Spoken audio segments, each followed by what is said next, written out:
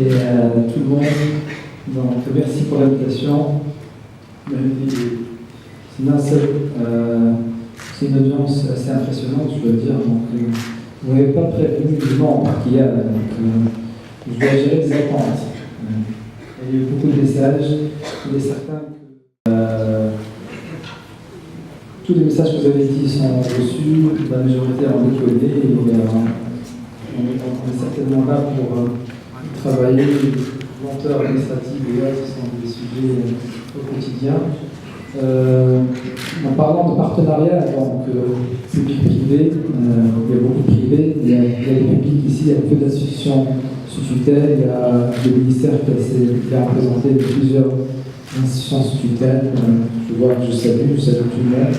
Et je salue donc encore une fois tous ceux qui sont là, qui ont pris la peine de venir pour cette matinée, un sujet très important. Je sais que tu as essayé depuis quelques temps d'avoir cette réunion, mais c'est vrai que le calendrier de tout le monde est chargé au niveau du gouvernement, y compris le chef du gouvernement. Il y a beaucoup de choses à faire au quotidien. Et donc, on concentre sur le nombre manufacturier aujourd'hui, surtout dans le secteur de l'énergie. Si vous voulez parler de lignes, les phosphates, on peut le faire également, mais je pense que ce sera pour une fois. Mais ceci dit, je serai ouvert à toute question. Mais en parlant de PPP, encore une fois, je pensais, parce qu'on parle beaucoup des pactes sectoriels aujourd'hui au niveau du gouvernement, notre chef du gouvernement y tient beaucoup, et nous avons vu déjà des exemples de réussite, si ce n'est avec le secteur du textile d'habillement. Donc peut-être qu'on devrait parler d'un pacte sectoriel avec l'énergie présente dans le secteur. C'est une invitation à y travailler, et donc la balle est dans votre camp. On peut certainement faire quelque chose au niveau du secteur de l'énergie en termes de pacte sectoriel avec les objectifs et les KPIs ensemble. Mesdames et messieurs, j'éprouve donc certainement un très grand plaisir d'être parmi vous aujourd'hui pour participer à ce débat sur le thème stratégie et développement du secteur de l'énergie. Je remercie bien sûr le Conseil des chambres mixtes de Tunisie et la Chambre de commerce tunisie-britannique pour cette initiative, et bien sûr pour le choix d'un sujet extrêmement pertinent pour l'avenir de la Tunisie. Je pense que ça fait à peu près un an, on avait parlé de l'industrie, très légèrement. Le temps passe très vite. Maintenant, surtout, on dirait 10 ans. En fait. Mesdames et messieurs, nous vivons en état d'urgence énergétique. En 2009, notre taux d'indépendance énergétique était de 93%. Et il n'est plus aujourd'hui que de 49%. Environ 50% des besoins sont importés. Et il y a une autre statistique que je voudrais rappeler, c'est qu'il y a à peine une trentaine d'années, 50% de nos exportations étaient de revenus pétroliers. Dans le temps, donc, pour certains qui me connaissent, je rappelle cette anecdote. Donc, quand j'étais à l'ISG, j'ai commencé à l'ISG avant d'aller aux États-Unis pour un MBA plus tard, mais à l'ISG, avec une prof de développement économique, dans ce bel amphi, il y avait un seul amphi. Dans le temps, il y avait l'IHEC et l'ISG, ça remonte à une trentaine d'années. Aujourd'hui, il y a des dizaines d'écoles de commerce, etc. Ça a bougé. Mais sur le tableau, ce professeur, j'ai rencontré des gens avec certaines personnes qui me marquent dans la vie. Il était, depuis le premier jour du cours, il était 50 égale 0. Et on n'avait pas compris ce qu'il voulait dire jusqu'à la fin du semestre, quand il avait dit que ces 50% qui représentent 50% d'exportation aujourd'hui en revenus pétroliers, ça va aller vers 0 dans pas très longtemps. Et il y a des gens visionnaires qui comprennent un petit peu l'avenir, un petit bout de cristal, et il avait raison. Donc aujourd'hui, 90% de nos exportations sont de l'industrie manufacturière. C'est une bonne chose, bien sûr, on a diversifié notre économie, qui est de l'aéronautique, des composants auto, etc., mais nous ne sommes plus net exportateurs, nous sommes net importateurs.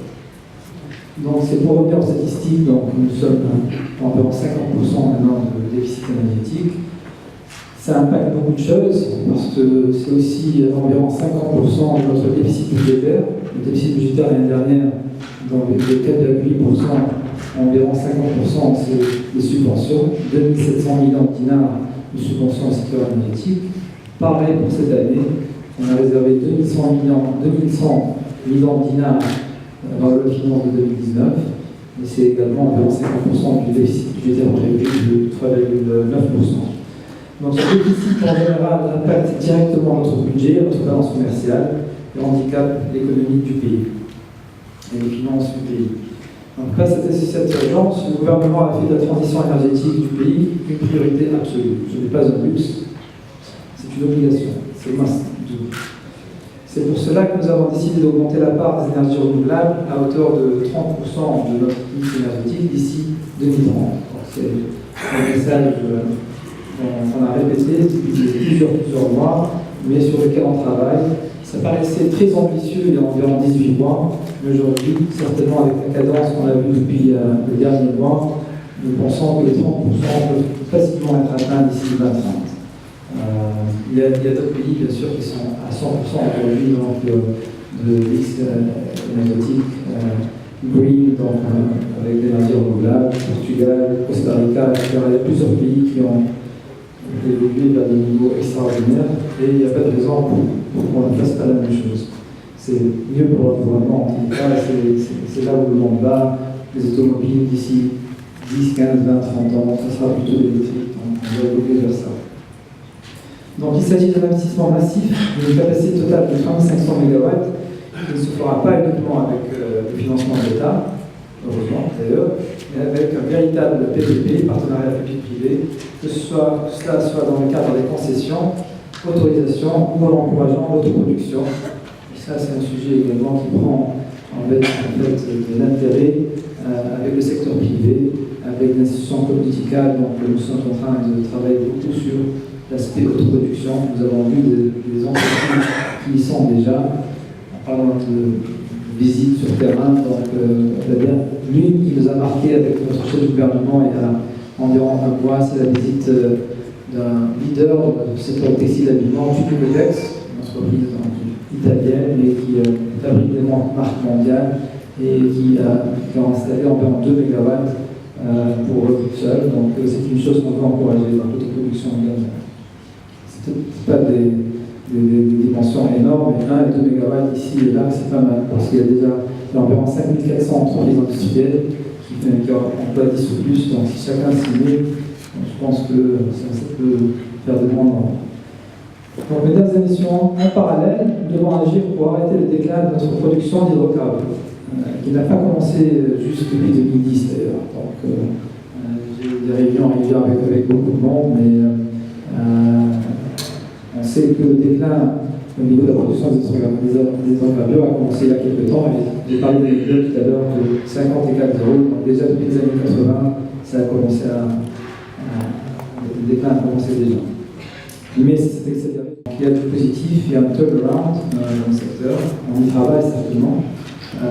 Donc il y aura 13 nouveaux puits d'exploration et de développement en 2019, contre seulement 7 en 2018 et 2 en 2017. Donc, si on parle de pourcentage, il y a des croissances extraordinaires.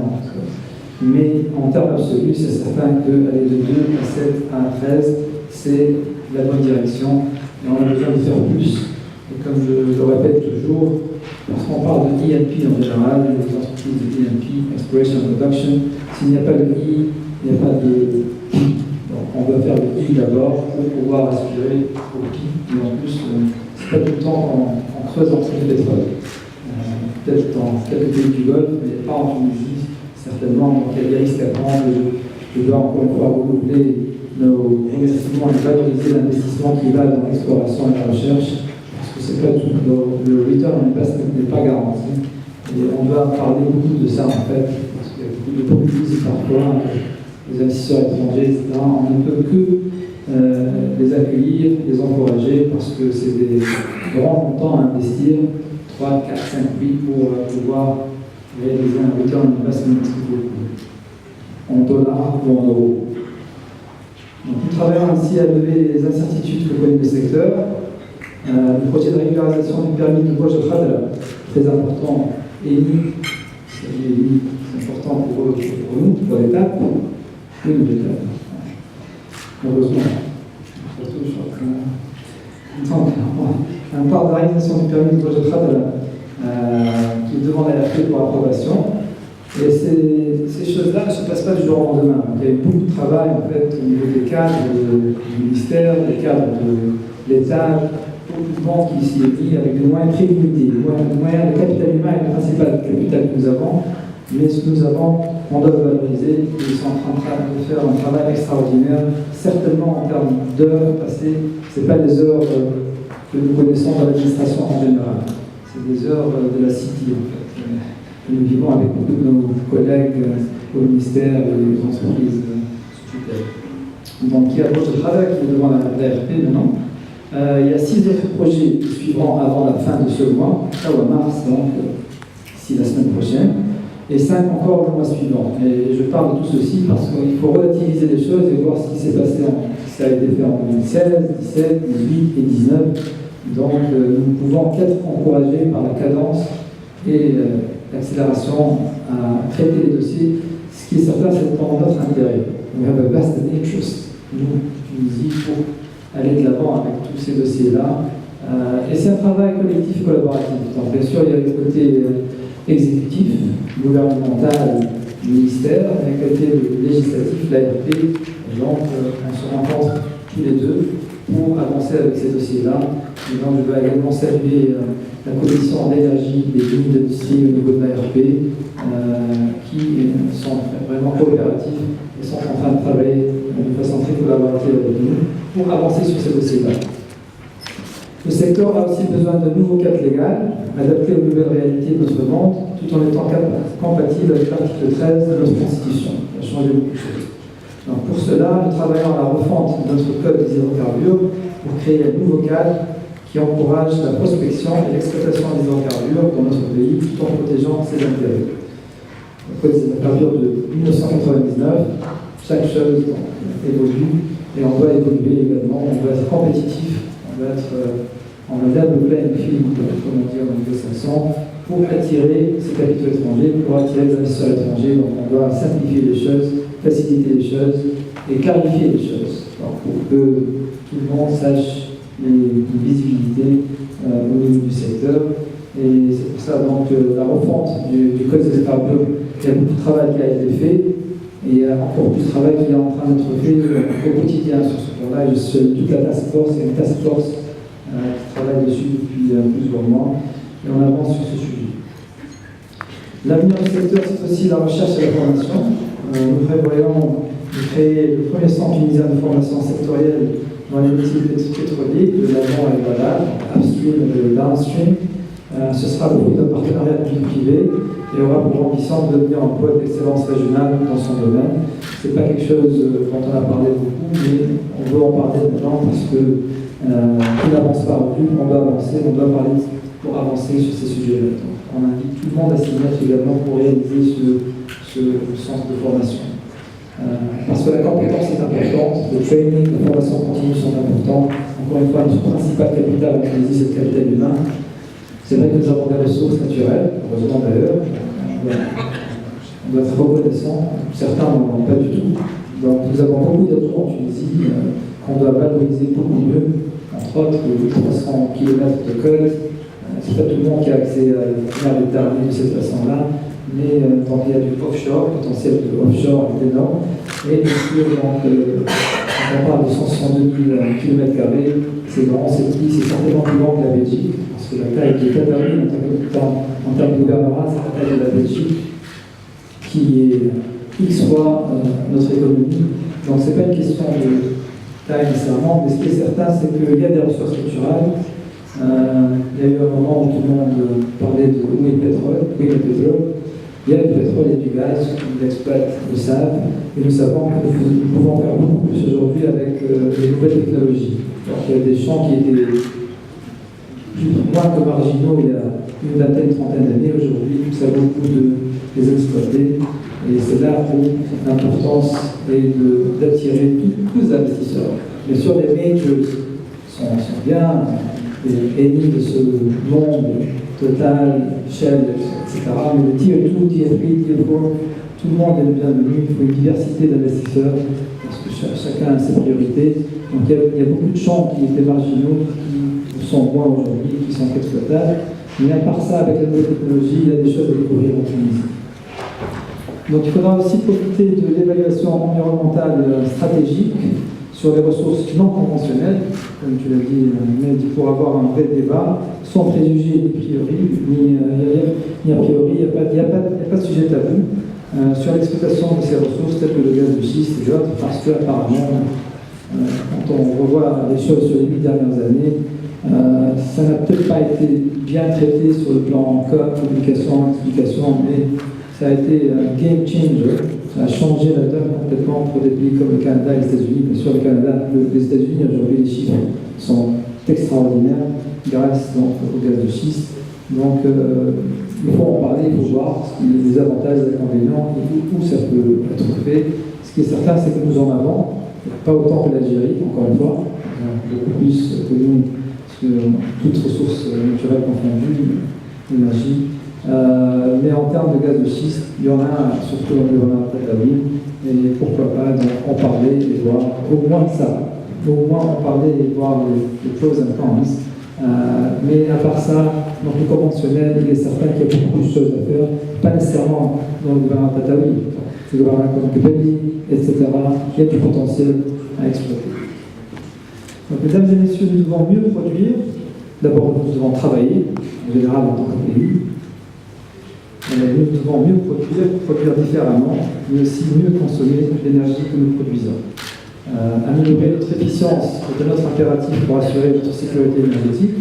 On doit saluer le cadre de l'ANE que je dois, qui dans le sujet principal pour eux. Donc l'ANE depuis 1985, il y a des institutions qui existent depuis des décennies et des décennies. Encore une fois, on doit valoriser, c'est les fondations de ce pays-là. En 60 ans, la Tunisie a réussi beaucoup de choses, entre autres, bâtir des institutions. C'est ce qui a fait la différence, en fait, comparé à d'autres pays. Donc la Tunisie a été pionnière dans le domaine de la maîtrise de l'énergie, et nous continuerons nos investissements pour faire baisser notre consommation de 30% par rapport aux projections de besoins d'ici 2030. Plusieurs actions concrètes sont actuellement en cours, comme le remplacement des appareils énergivores, l'amélioration d'isolation thermique de milliers de foyers défavorisés en Tunisie. Une phase pilote est en cours à Tozeur. Ceux qui nous suivent, l'événement d'octobre à Tozeur est excellent. Donc l'État donnera aussi l'exemple avec le projet d'équiper les toits des bâtiments publics en panneaux photovoltaïques. Pour parler de Tozeur, gouvernera pilote pour ce projet-là d'autosuffisance en énergie renouvelable. La demande pour 2 heures est d'environ 60 MW. Nous sommes donc sur un plan de production de 70 MW, avec 20 MW à travers la STEG. Nous avons visité la station de la STEG, 10 MW en mai. Ça devait être fait la fin de l'année dernière, ensuite retard en février. Aucun retard n'est plus acceptable, donc ça doit être fait en mai. C'est vrai qu'il y a eu beaucoup de retard sur beaucoup de choses. Et la deuxième tranche de 10 MW, donc dans le deuxième semestre, et les 50 MW, c'est en PPP. Donc, et on voudrait certainement répliquer l'exemple de Tozeur. Il y a toujours un début à tout. Et on voudrait répliquer ceci, tout ça pour les vingtaines de gouvernements à Tunisie, pour qu'on soit autosuffisant en énergie renouvelable. Et dans le cas de Tozeur, bien sûr, c'est le solaire. Donc on parle du solaire ou de l'éolien. Et heureusement, encore une fois, nous avons beaucoup de solaire en Tunisie. On doit en profiter. Il y a d'autres sources d'énergie renouvelable dont on ne parle pas nécessairement pour l'instant. Il y a du biogas, biomasse, etc. L'hydraulique. Pour l'instant, c'est surtout le solaire et l'éolien sur lesquels on concentre. Et en termes de classement, le dernier classement de la Banque mondiale sur 133 pays, on est classé à peu près 20e en termes de programme d'énergie renouvelable, 20e sur environ 133 pays, et également environ 20e en termes de programme d'efficacité énergétique. Encore une fois, il y a des choses qui se passent, encourageantes, mais on a l'impression parfois, surtout qu'il y a quelques médias qui cherchent le buzz, l'être humain est influencé par le négatif, il y a des choses qui se passent. Notre programme d'énergie renouvelable est certainement l'un des plus importants au niveau africain. Ça s'est reflété au niveau de la demande. Si on regarde donc, les appels d'offres de l'année dernière, sur les 3500 MW, nous avons commencé avec 1000 MW régime concession. Donc il y a eu une trentaine donc, de demandes au niveau du solaire, 500 solaires, 500 éoliens. Une trentaine, ici environ une autre trentaine, donc c'est un grand nombre, c'est des grands engagements dans ce secteur à l'échelle mondiale.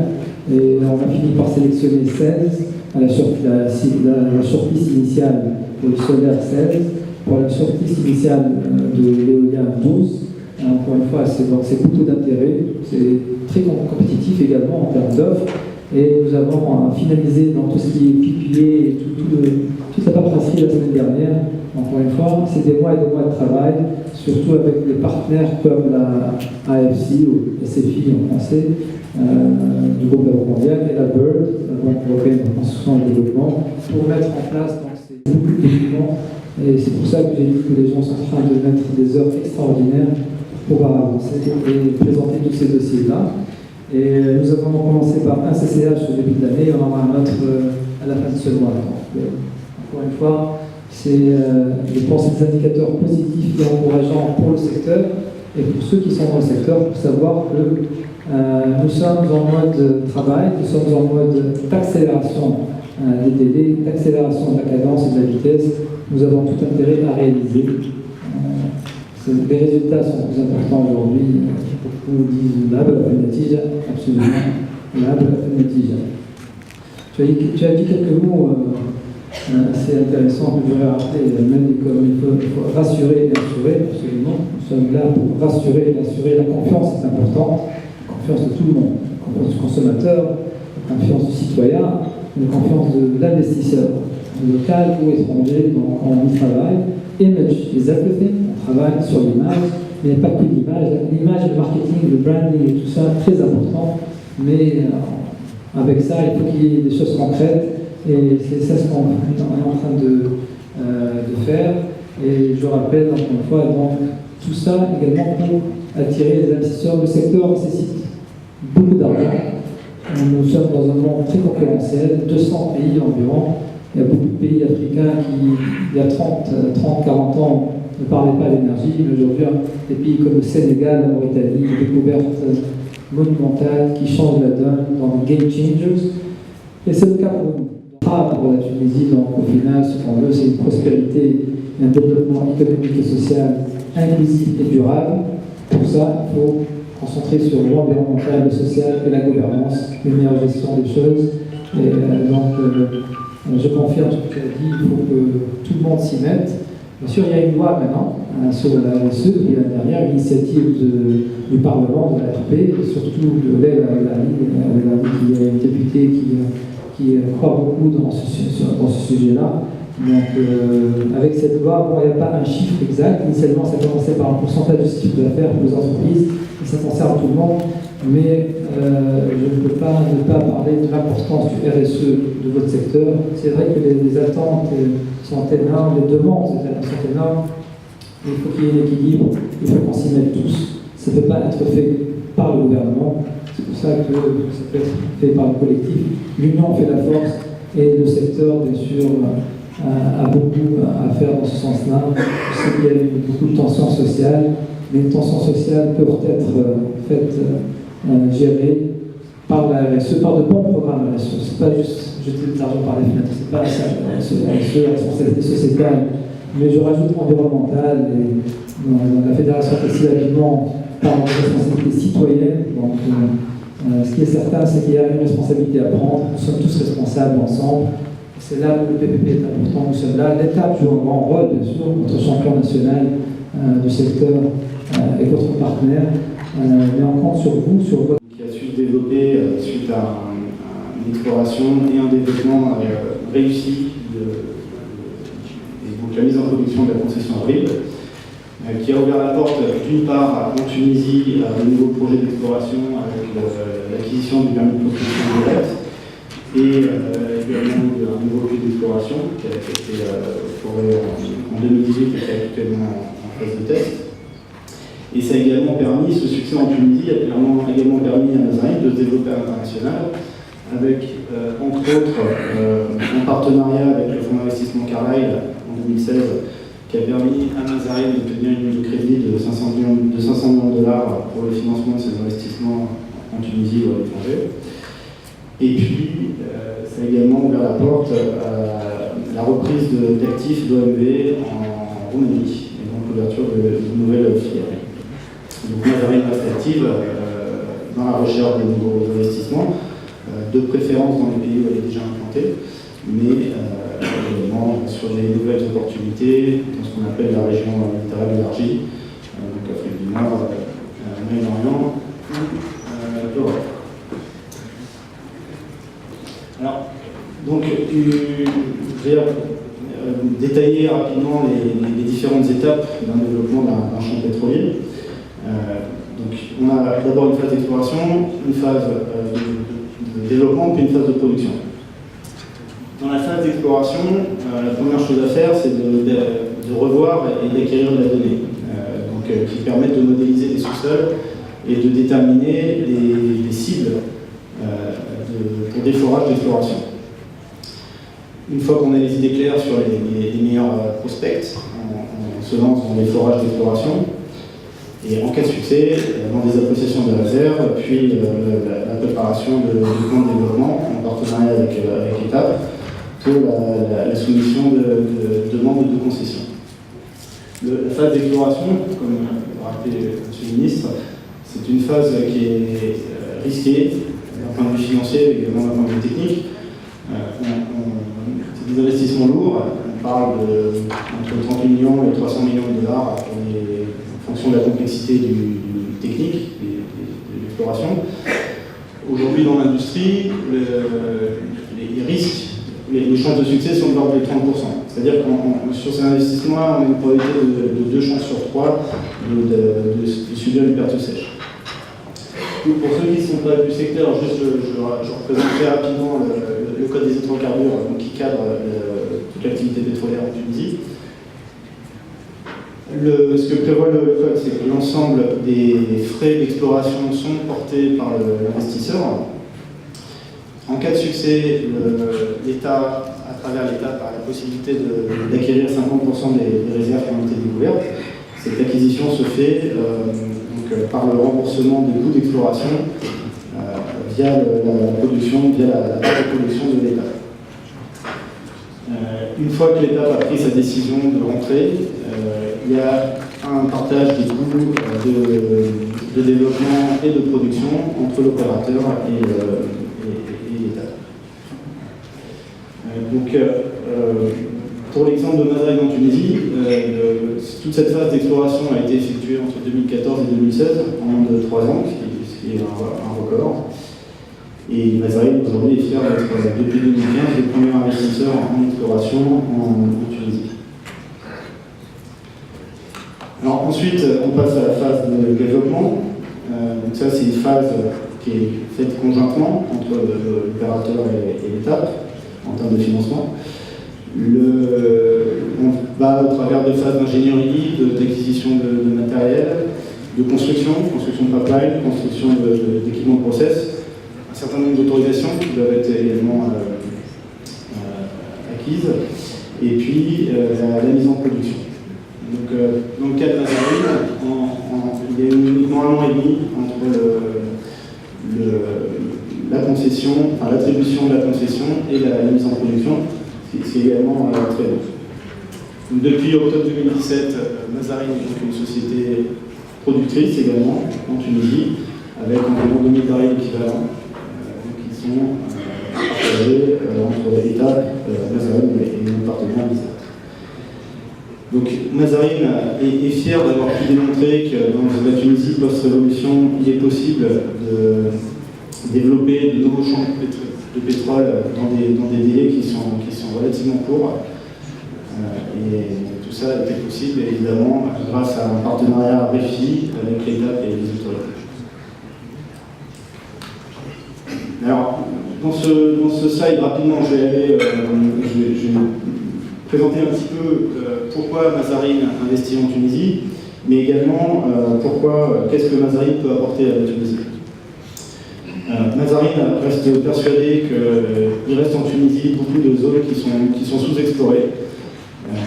Il est vrai que les plus grosses structures ont probablement été déjà trouvées, mais on reste persuadé qu'il y a encore beaucoup de structures de taille moyenne qui sont à découvrir. On met en avant le partenariat constructif avec l'État et les autorités qui a permis toutes ces réussites. Comme le mentionnait M. le ministre, on est bien conscient de la qualité du personnel qu'on peut trouver en Tunisie, avec des coûts du travail qui sont relativement bas. D'ailleurs, aujourd'hui, sur 100 personnes environ qui travaillent pour Mazarip, soit directement, soit indirectement, je suis le seul expatrié. Plus de 99% du workforce qui est tunisienne. Et également, je souligne qu'on a plusieurs Tunisiens qui ont été expatriés, donc qui sont dans notre siège à La Haye, parce qu'évidemment, la qualité et les compétences sont reconnues par le groupe Mazarip. On pense qu'aujourd'hui, on est dans une période de transition en Tunisie, avec effectivement peut-être des champs qui sont en déclin ou qui sont trop petits pour des compagnies, pour des majors. On pense que pour des compagnies de taille plus modeste, c'est le bon moment pour reprendre des champs qui sont aujourd'hui en production. Également, on suit avec beaucoup d'intérêt tout ce qui se passe dans le secteur du renouvelable et on espère bien prendre le train en marche et pouvoir diversifier notre activité en se lançant dans des projets d'énergie renouvelable. Donc ça, c'était pour les intérêts de Mazarip pour la Tunisie.